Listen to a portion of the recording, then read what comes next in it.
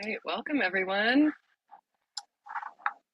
Hello, hello, hello. Just moving my setup around so I can see everyone's smiling faces. Good to see some familiar faces too.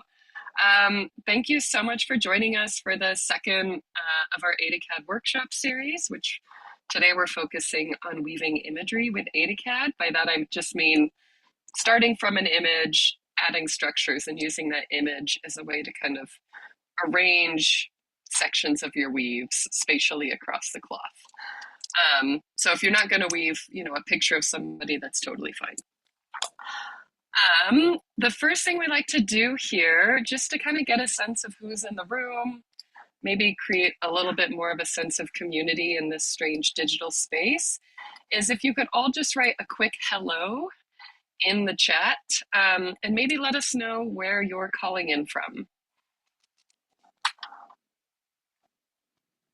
Cool. Hi, Teresa.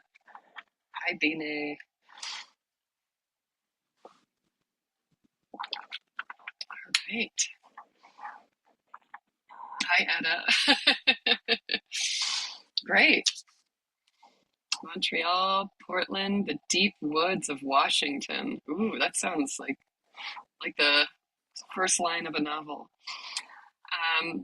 Great. Well, thank you so much for that. I just also wanted to let you know that we are recording these sessions. If you're not comfortable being recorded, you might just want to turn your camera off. And if you have further concerns about that, you're welcome to write us individually and we can see what we can do. For the most part, the recordings are just going to capture the screen and the speaker, which is most typically going to be me. All right, you guys all ready to get going? Woohoo! All right, let's do this. So, via the email earlier, I sent one before the first workshop, and hopefully you got another one Monday.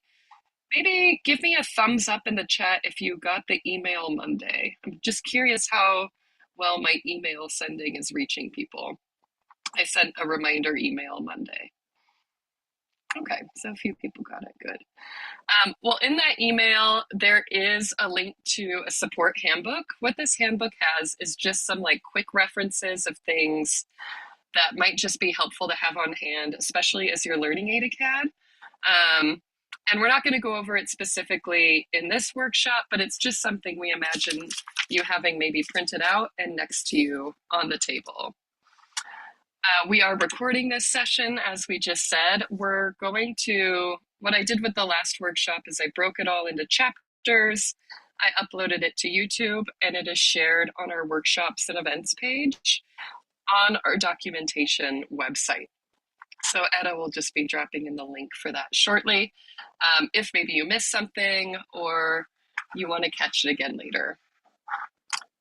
All right, this workshop series and a lot of our outreach activities around AdaCAD have been made possible with a grant from the National Science Foundation. This is from the Pathways to Enable Open Source Ecosystems grant, which is supporting projects that are community driven and community maintained. This is us. We are the Unstable Design Lab. We've been developing AdaCAD since about 2018. On the call today, you have myself. My name is Laura Devendorf. I direct the Unstable Design Lab. Deanna, would you like to unmute and just say hello? Hi, everyone. My name is Deanna. I'm a PhD student in the Unstable Design Lab and here to support you in this workshop today. And Etta? Hi, I'm Etta Sandry. I'm an artist and weaver and also a PhD student and researcher in the Unstable Design Lab. I'm also here supporting the workshop, and I'll be kind of dropping links, reminders, and tasks into the chat. And I'm also here to answer questions as they come up. Okay. Thank you so much. Yeah, if I sound a little froggy, it's because I'm getting over a cold. So also, thanks for dealing with me through that. So just as a quick reminder, AdaCAD is an experimental workspace that applies parametric design to the domain of weave drafting. What we want it to do is support algorithmic and playful approaches to developing woven structures for cloth, both for shaft and jacquard looms. Our workshop today, based on the nature of imagery and the various ways that it permutates across the weft, is really going to focus on preparation of drafts for jacquard looms, specifically for a loom like the TC2 digital jacquard loom. We're going to be working from an image today. Sadly, I forgot to update this slide with the correct image. So we have pre-made you an image. Here we go. That we're going to work with today. The only reason we're doing this is so we can assure that everyone has at least one image that works. You're welcome to try using your own image, or if you want to just follow us, you can follow along with this image. Etta will drop a link to this image in the chat so you could just quickly download it. My note would be to just keep it handy somewhere on your desktop so you can reference it later, because we're going to have to upload it from your computer into AdaCAD in just a little bit. And of course, we'll pause again before we do that and share the link again. Okay. So what's unique about AdaCAD is there's two ways of making drafts. We're kind of comparing our approach to the woven pixel, which you're seeing on the left here, where you start with an overall canvas and assign sections to different regions. You can do the same process in AdaCAD, though it follows a slightly different workflow. So AdaCAD shows you both the outcome and the process that leads to the outcome. And so it has a more data flow approach. So if you change something at the top of the data flow, like one of these satins at the top, it's going to ripple all the way down and change the bottom. So instead of making one image, you're making sort of a little image making machine or a draft making machine. It runs online with no downloads, so we're going to be accessing it via adacad.org. And we have tons of documentation online at the URL docs.adacad.org. So the format we have intended for you to use today is a little more like call and response. So we assume you have your Zoom screen open. You're going to open a second window with AdaCAD, and we'll tell you when you're going to do that. We are going to show you something, and then we're going to turn it over to you and ask you to complete a challenge. So we don't want you to have to watch the video and be playing around on the interface at the same time. So we've split that up into different parts. So when we give you a task to do, Etta's going to write that in the chat. And when you're done with that that task, I got distracted by the cat, which I'm surprised Deanna's cat's not coming over to say hello. You're just going to give a thumbs up in the chat. And again, we'll talk about this more as we do it. If you have questions that are coming up, you are welcome to drop them in the chat, and Etta and Deanna will do their best to get you a response in the chat. If it's looking like things are really going wrong, we may ask you to just join us in a breakout room real quick to talk about it. Okay, if you have your printout of the workbook or the worksheet support, we imagine that you have that printed on your table next to you, though you likely won't need it today. Our learning objectives for today is really to walk you through the process of creating a data flow for assigning shaded structures like satins to regions of an image using an operation we call image map. Additionally, we'll help you format these drafts for weaving on a TC2 digital jacquard loom. So we have broken this into 4 different tasks, which we hope to complete with still about 15 minutes for open Q&A at the end. Okay, so are we ready to go? I'm going to take a quick drink of my health juice and try to get my throat working again. All right, so when I talk about weaving imagery or figured weaving, what I mean is this process of splitting an image into different parts and assigning structures to those parts based on their similar color. So in our practice, this is a picture of Countess Ada Lovelace, for whom the software is named after. The general process for this, that I also know many people in the community follow is you take an original image, you then reformat as an indexed color image, which essentially takes the color space of the image on the left, which probably has thousands of colors, and reduces it to a small number of colors. So let's say 4 colors. Then you take 4 different structures and you map them to those different color regions. You weave it. You probably realize your pixel ratios are wrong. You adjust, you reweave until you get something that looks like the original image that you started with. So this is relying on the principle of shaded structures. If you're not familiar with shaded structures, these are variations within a weave structure family that alternate the ratio of how many wefts are lifted versus how many warps are lifted in the cloth. The principle is that, here we go. The principle is that the more, if you have 2 different colors on the weft and the warp, you can sort of create a gradient between what blend of the color is being seen. So I'm going to get us started on task 1. Task 1 is really about uploading our photo. And before I do that, again, I'm just going to give a quick preface on how we prepare our photos. So the photo we're using today is of a waffle weave that Eda created during her tenure as the experimental weaver in residence. So you can see on the left, it's a full color image. There's lots of variation and texture. On the right, I've reduced the color space to, I believe, more like 8 different colors. We're not going to talk specifically about reducing the color space, but there are some really great instructional texts that have been created to walk you through this process. Uh-oh, is my screen not sharing anymore? No, good. Okay. All right, so Eda's actually going to drop those links in.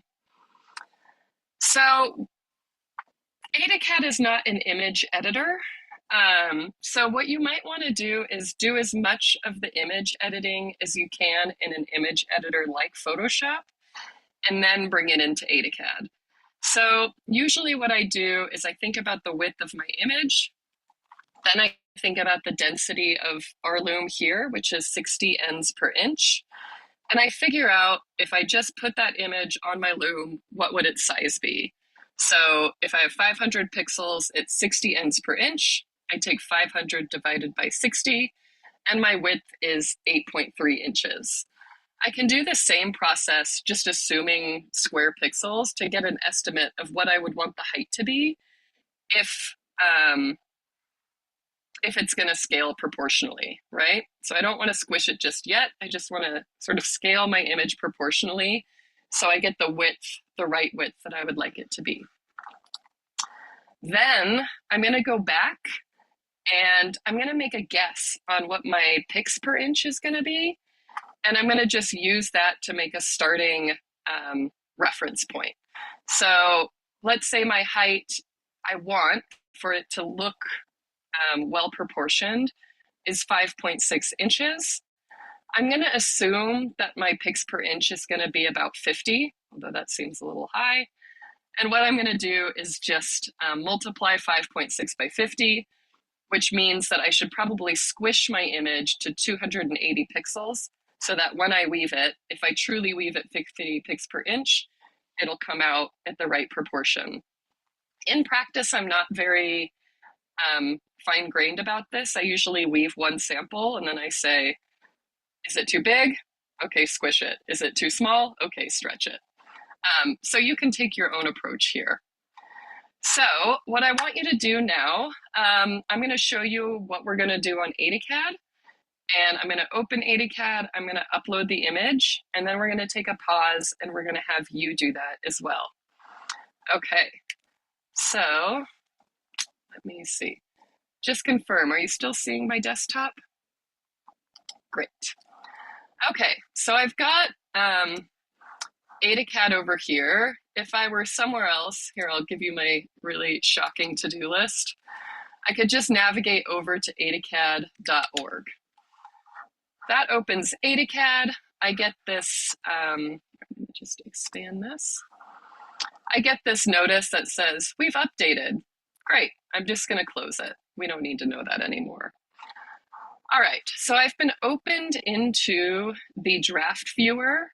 So I'm gonna switch over to the workspace view. The workspace view is where I'm gonna create data flows.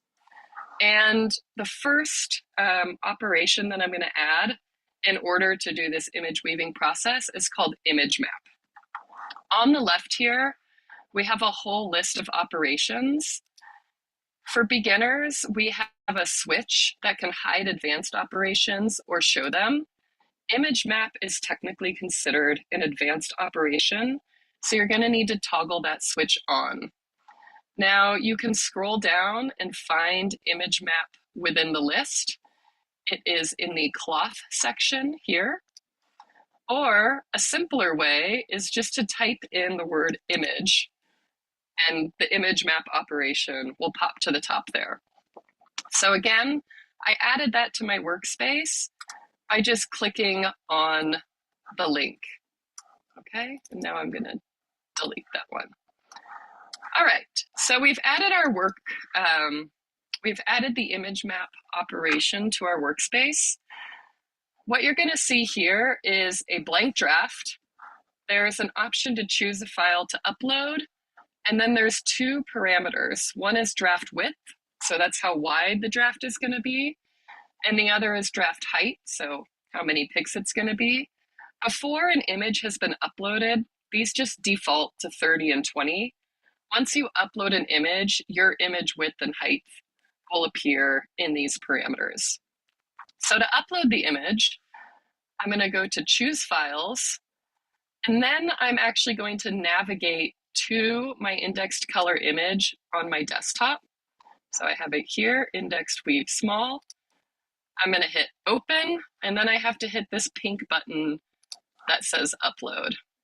So the hamsters in space and the internet are running, and then they're gonna upload that image. And what you'll see that it's done is it's now expanded my draft to 500 by 334, which is the dimensions of my image. And it's created each unique color as an inlet. Before we go any farther, I want us to pause, and I'm gonna ask you to both add the image map operation to your workspace and upload the image we provided you. Okay? So Edda's gonna go ahead and put that in the chat. When you have successfully completed it, just go ahead and either give that message a thumbs up or drop a thumbs up in the chat. If questions are coming up, feel free to let us know.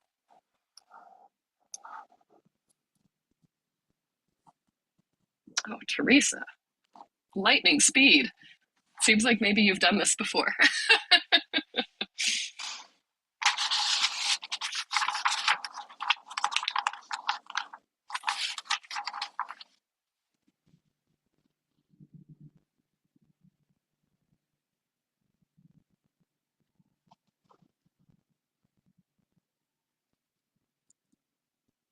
Great, yeah, and I just dropped another link to the image we prepared if you need it.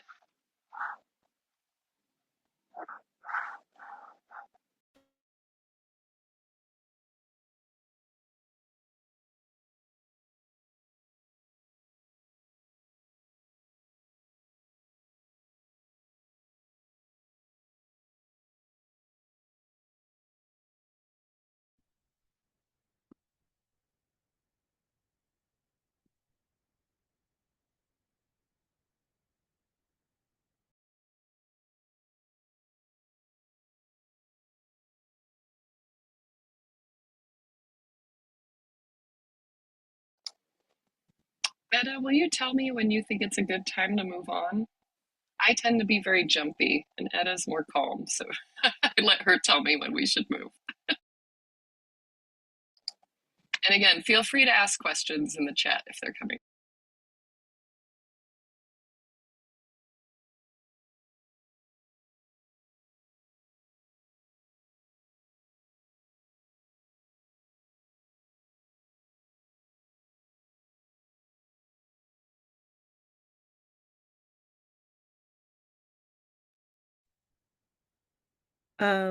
I think we're just about there, Laura, but there's a question in the chat about how to clear a previous work session Yes. in AdaCAD. Yeah, that's a great question, Sarah. The easiest way to do it is to go up to this little house um, and just say new workspace.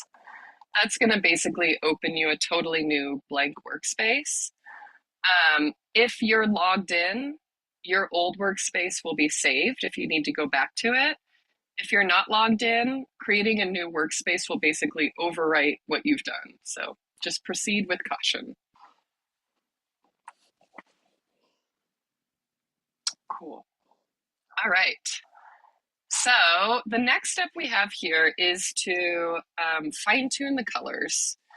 So what we've done here, and sometimes what happens with different image compression formats is you might say, I want an indexed color image with 4 colors, but then when you save it and open it in AdaCAD, there's like weird artifacts that make it have 12 colors, for instance. But many of those colors are like duplicates or very close to the 4 colors you intended.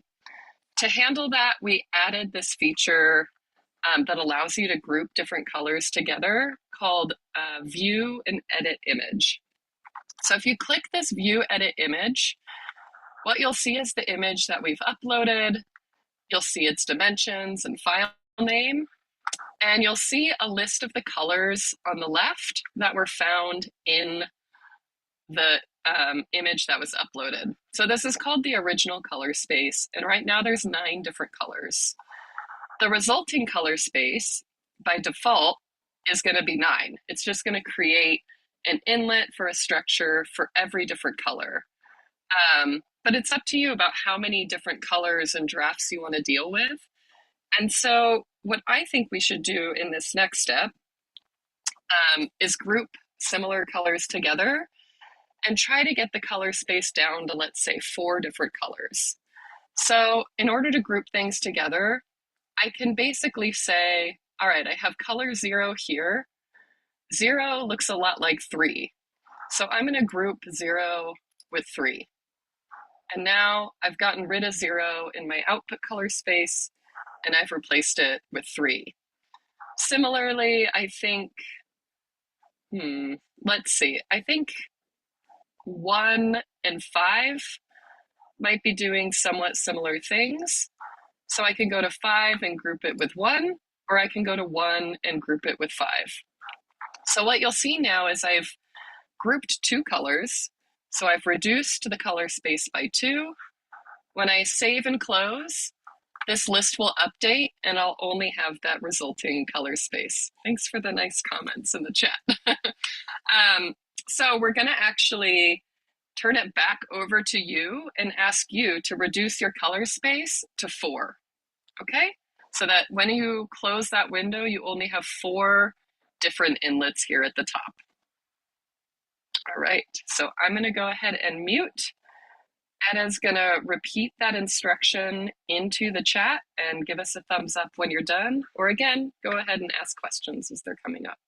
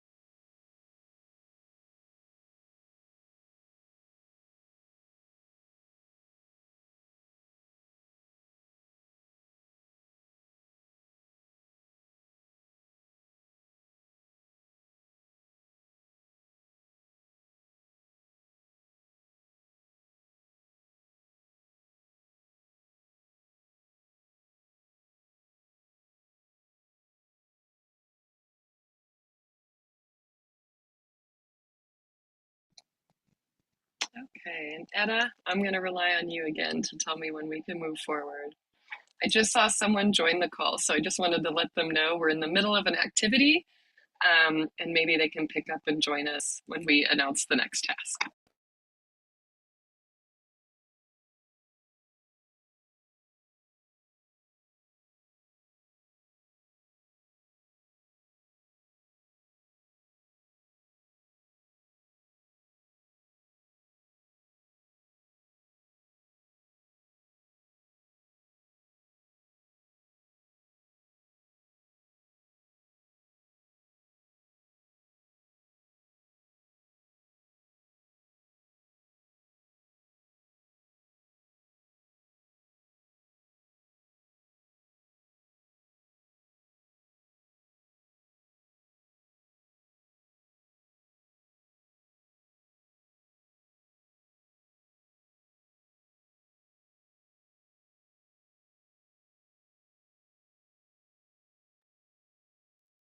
Okay, I think we can move on to the next step. I'm seeing a lot of thumbs up in the chat.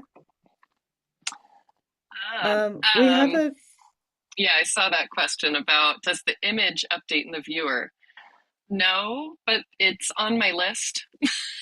So I have a few different to-do list items around this. One is about also being able to arrange the order, because I know that's meaningful for some people. But yeah, not yet is the answer for now.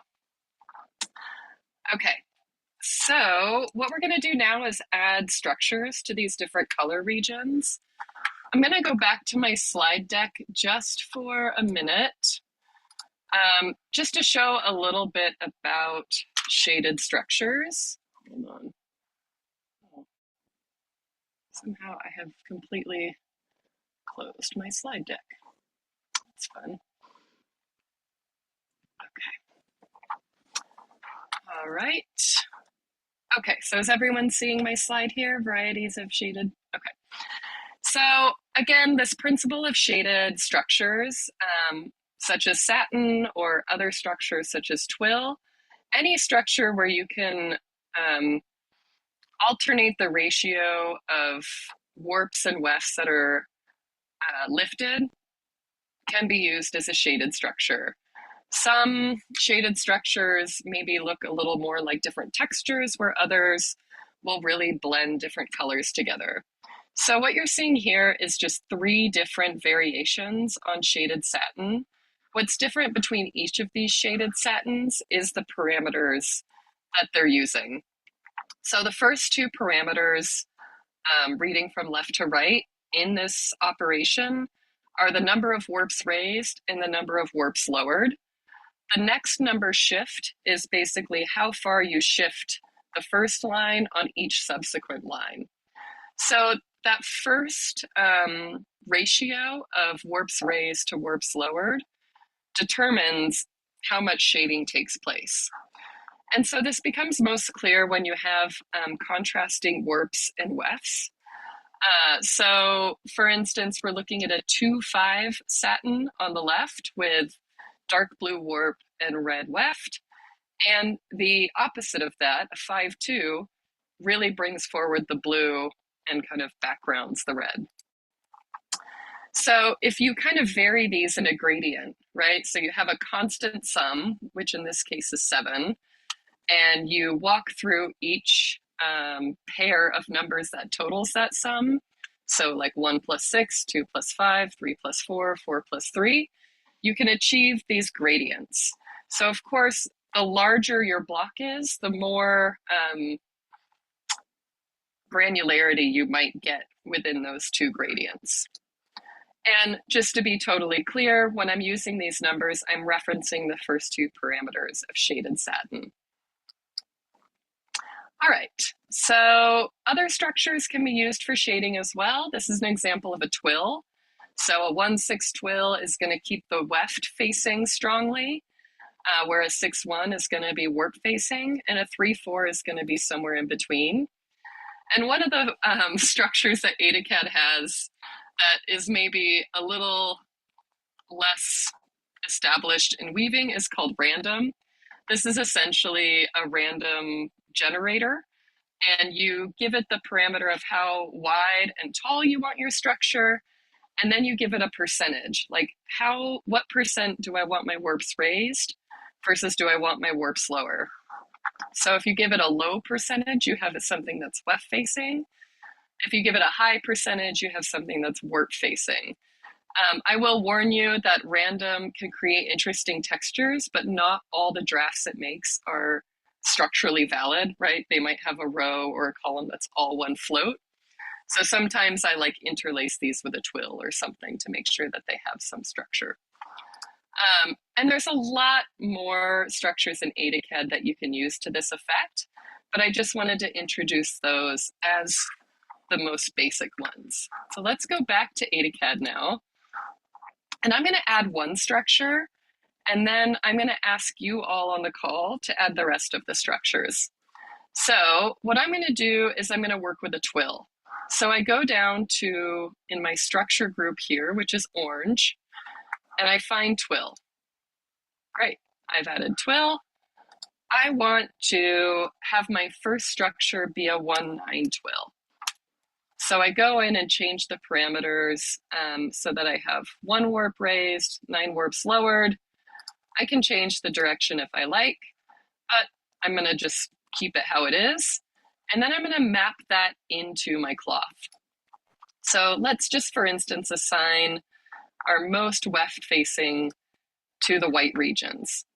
So what you'll see here is that once I've added the structure, it fills in the regions of the draft that are associated with that color or any colors that have been grouped with that color, right? So it takes anything in that family of pixels and assigns this structure. I want to now, I think this is a pretty experienced group, so instead of showing you again, except for maybe I'll show you one thing that I like, if you did, for instance, change this, so if you reduced it to like a 1-5, you'll see that the whole draft reduces in those regions. So it's a lot more flexible. It also allows you to do things where I was hesitant to do them in Photoshop, like use structures that repeat on totally different intervals, because AdaCAD will kind of handle that for you. So your next task is to add 3 more twills. I want you to add a 3-7 twill, a 5-5 twill, and an 8-2 twill, and connect them to the colors that you think make for the best resulting draft.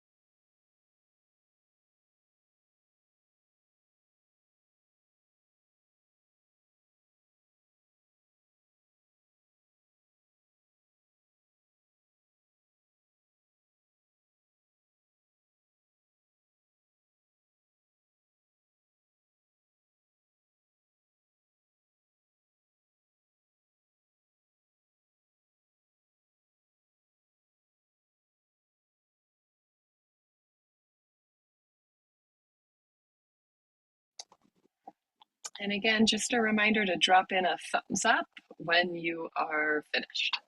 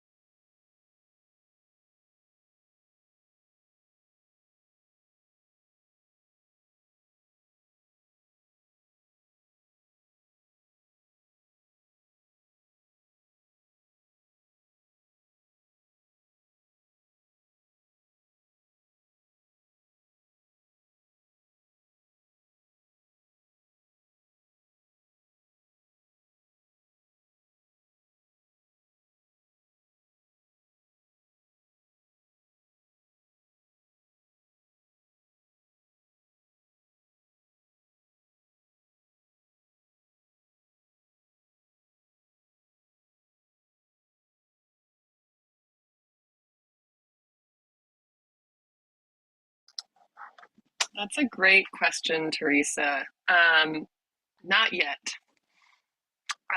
There is, let me see if I actually added this one back. There was, okay, yeah, in the helper function, there's a function called bind wef floats where you can bind anything that's longer than a given number, but it does that with a pretty unsophisticated method. Like it'll just count to 10 and then add a binding instead of doing something, that distributes the bindings. So, yeah.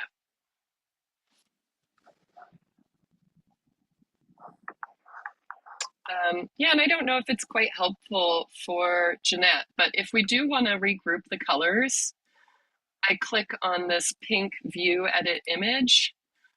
I can open the color groupings, and then I have to assign each color to a different color that it groups with.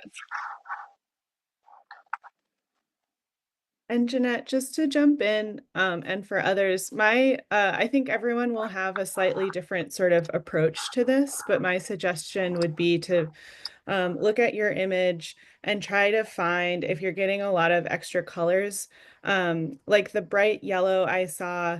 I didn't see that showing up prominently in the image, so I might group that with one of the other yellows that are showing up. So to try to find colors that are doing like the same work or are similar in tone to one another and grouping those together so that those are all creating like one structure, area, and tone in your weaving. I don't know if that helps, but that's kind of my approach. Laura, were you taking like a similar approach there? Yeah, I think I had a little bit of stage anxiety, so I just grouped. I didn't maybe do it in the most thoughtful way. Okay. I'm not I'm sure if I seeing fully understand Teresa's question about changing the pattern. Um, yeah, like you could change the twill up here, for instance, and it'll just regenerate the draft below. Ooh, I kind of like this. It's doing like an op art thing that I like. Um, um, but you could also, like, if you wanted to add in the random structure, you could remove a connection. So for instance, I'm going to remove this structure from red by hitting the X and then add in the random function. Does that make sense? Teresa, it sounds like maybe you're talking about moving between the draft editor and the workspace. So if you edit a draft in the draft editor and then move it back into the workspace, is that the question? Yes. Okay. Yeah. So what's happening when you open the editor is that if your draft has been created in a data flow, basically this operation behind the scenes is just math. And so it's just saying, based on my programming and these structures, this is what I'm going to do. So when you open this in the draft editor, if you make any edits, you've now negated that operations math, essentially. So what it's going to do is anytime you enable edits, it's going to copy your draft and move it out of the data flow so that it becomes its own little thing. Yeah, so that when I go back, you see that it's its own draft now. Cool. All right. There were also a few other things that can be helpful when adding these structures that I forgot to mention. So one is that you can actually, depending on how you're zoomed in, you might not be able to see your whole image. You can take this little zoom bar above the resulting draft and move it to resize your image. Of course, when there's so many black and white pixels, if you make it very small, it might get a little jumbled. You can also expand this viewer on the right-hand side to see what's happening. And one helpful thing that we showed in the first meeting is that if you want to just focus the viewer on this draft, by default, anytime I click on a different structure or operation, it's going to show it in the viewer. If I want to keep this draft in the viewer while making other edits, I can hit the pin. So if I pin this draft and I go in and I change my twills, you can see that you can see those edits on the resulting draft instead of watching the twill change. So that can be helpful if you're trying to fine tune something. And when you're done, you just take away the pin. The last thing that I did when I was creating these structures is I don't like adding them from the side all the time. So if you double click an operation and just say duplicate, it'll create the same thing right next to where you started. So if I'm making a bunch of twills, I usually just duplicate the first twill instead of adding brand new twills from scratch. Okay, Etta, how are we doing? I think we're good. I think we have about 15 minutes left of the workshop. So if you want to, I think it's time to move on so we can have time for any extra questions. Yeah, okay, so I'll show us the last step. The last step is like, what are we going to do? How do we get this image to our loom? And what are we going to do when we inevitably find out that the weaving isn't square, right? So the first thing I'm going to do is add an operation called rectangle. Rectangle basically gives me a blank canvas of a given size, and then we'll just drop my structure into that size. So my loom is 2,640 ends. So I'm going to change my rectangle to 2,640 ends, and that's going to make a very wide draft. Then I can put my newly designed image into that rectangle, and it'll tile it all the way across. Now, the reason we can't see the whole design is because I've only said this rectangle is 10 pixels high. So I need it to be at least the height of my image. And what's kind of handy is that in the bottom of your draft, it'll give you the dimensions. So this is 500 wide by 334 tall. So I go in here and just make it, erase 11 and say 334, hit enter. And now what it's done is it's taken this design and it's tiled it all the way across the width. There's a few other ways for arranging things along the width if you don't want it this way. But this, for me, is the simplest way of just taking something and exporting it to my loom. So if we wanted to weave this draft as is, I would double click rectangle and I would say export or download as bitmap. If I download it as a bitmap, I can directly open it on my TC2 and weave it. But we have kind of a crucial error here, and that I'm using these very floaty structures and I don't have a selvage.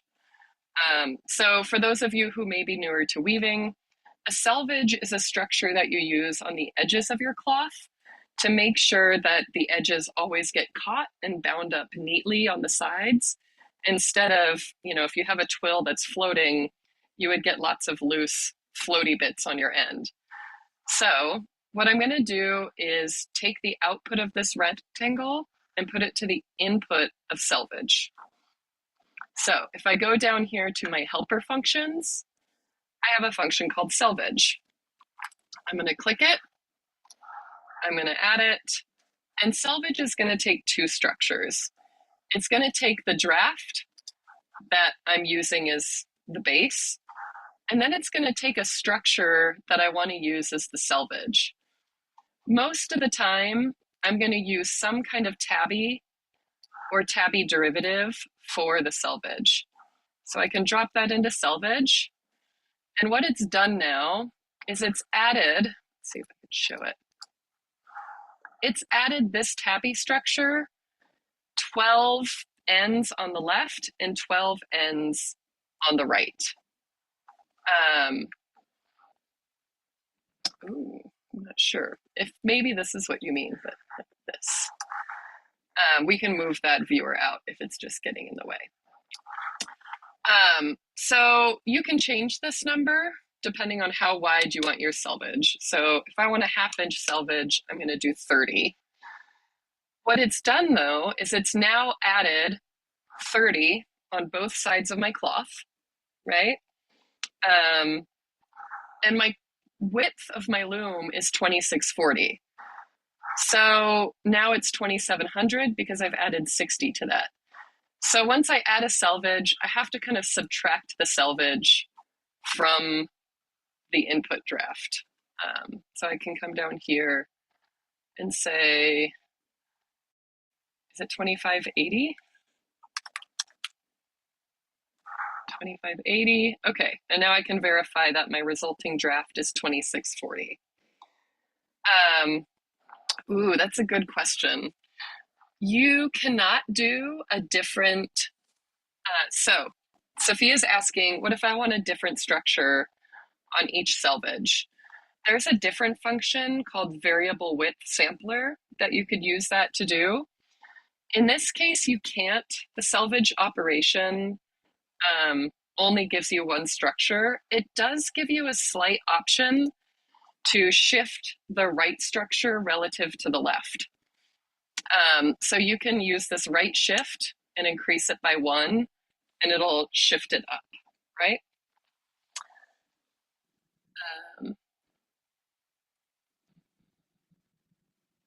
Okay. So you can make the rectangle width a multiple of the image width if you want. You don't want to cut off any of the images, and then just use selvage to pad the rest, if that works for you. Yeah. Excuse me. Another, sorry to just jump in, but another thing you could do, maybe Laura, you could show us how to resize the image. I think this is probably where you were going, but this is where, like, if you know your loom is 1000, has 1000 ends, and you know your image is, well, you could resize your image to be 200 ends wide, so it would fit evenly 5 times. I think I did that math right, into the width of your loom. So the width of your loom is fixed, but the width of your image is variable based on how you size it. So if you want to size it to fit exactly into the width of your loom, I think Laura's going to show us how to do that. Yeah, so now that we have this whole workflow generated, we have structures to an image to cloth, and now cloth with a selvage, we can change anything in this data flow and our output would reflect those changes. So one of the things that becomes most helpful here is that, let's say I weave this and it's way too stretched out. I can go ahead and change my draft height here. And what it's going to do is it's going to resize the image behind the scenes, and then reassign all the structures. So let's say, for instance, I want it to be 250. Sorry about that. 250, enter. Now I've squished it. It's reassigned the structures. So what I would have to do now is just change the rectangle so that it doesn't have the uneven kind of tiling. So here it's 250. I could change it to 250. Okay, and then similarly, you can do that on the width too. So let's say I don't want 500, I want 250 in the width. Oh, that looks bizarre, but the risk of doing the image size changes in AdaCAD is that AdaCAD isn't an image editor, so it does it in a kind of stupid way, just based on the pixel values. You really want to get as close as the actual image size you're going to work with in Photoshop or another image editor and bring it in. AdaCAD works really well just for those minor changes, right? If you're going to stretch it a little bit or squish it a little bit.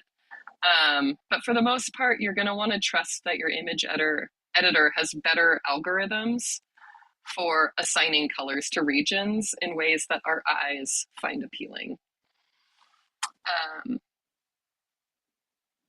Okay, so Marjorie? No, I'm reading, that's my daughter's name is Marjorie, so I got confused. You're asking about color sequences on the warp and weft. That is something you certainly can do. I plan on having a workshop in the future that's specifically about working with multicolor warps and multicolor wefts, because there's some differences in how you might assign those structures. The thing that I might suggest you do, just if you're curious about what different colors are going to look like. So I'm going to zoom out my draft here. Okay, and then I'm going to say set materials and systems. And I'm going to say, okay, give me this draft, but now I want to show it with a black and white warp and maybe like a yellow weft. We did this in the first workshop, so I would encourage you to go back to the end of the first workshop where I explain this more thoroughly. But what I do is I create a blank draft that just defines the repeating colors that I'm using. So I'm going to say I have 2 warps and 1 weft. Okay. I'm going to add that into my systems and materials. And now when I change these colors, and I change them just by clicking on the little color pixel, let's say my warp is green and white, green and black, and my weft is orange. This is a very Irish structure. When I click the output of this draft, I see now what this is going to look like with green and black warp and orange weft. So, you know, I hope that maybe gets a little closer.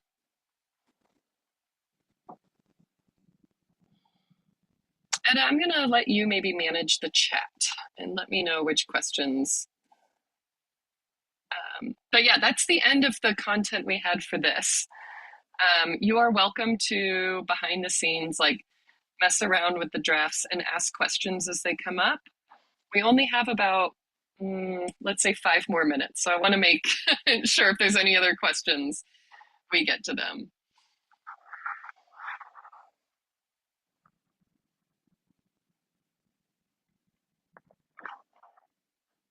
I think Sophia had a great question. Laura, if you just want to confirm that my answer was correct. The question was, can you upload an image with the same colors and have it assigned the same structures? And maybe you could show us in the workflow, like where, like you couldn't replace the image. Well, I don't know, Laura, maybe it's a question. Could you replace the image that's in the current image editor, or would it be easier to just open this operation again, bring in a new image, and then just reconnect all your structures? Yeah, I think theoretically I designed this so that you could replace the image and it would remember your color groupings. In practice, that's been pretty buggy. So for the most part, I've just been re-adding a new image map and reconnecting them. But that's, again, it's on my list. So I'll put a +1 next to that one.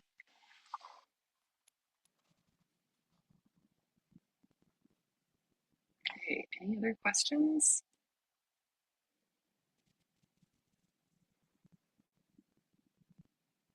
All right, I'm gonna maybe go through our quick closing slides.